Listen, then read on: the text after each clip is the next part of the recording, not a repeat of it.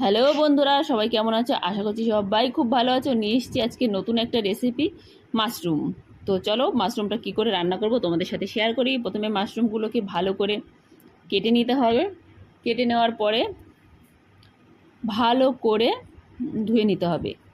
জলের মধ্যে ফেলে ওকে ভালো করে কষলে কষলে ধুয়ে নিতে হবে, যাতে ওর গায়ে কোনো ময়লা যেন না লেগে থাকে। তো অলমোস্ট আমি পরিষ্কার করে ধুয়েই নিয়েছি। তো দেখো তো তোমরা ভালো করে পরিষ্কার হয়েছে কিনা ধোয়াটা। তো তারপরে আমি এখানে নিয়ে নেব আমি মশলার জন্যে আদা, রসুন, পেঁয়াজ, টমেটো, লঙ্কা সব নিয়ে নেবো। এগুলোকে ভালো করে আমি পেস্ট করে নেব। আর নিয়ে নেব একটা বড় সাইজের আলু টুকরো করে কেটে নিয়েছি। তো চলো মশলাটা বেটে নেওয়া যাক। তো দেখো মশলাটা আমার বাটা হয়ে গেছে। তো তারপরে যতক্ষণ মশলা বাটা হয়ে গেলো, এবার তো কড়াইটা বসাতে হবে। তো চলো কড়াই বসিয়ে দিই গ্যাসে। তো কড়াইটা আমার গরম হয়ে গেছে, আমি কড়াইয়ের মধ্যে দিয়ে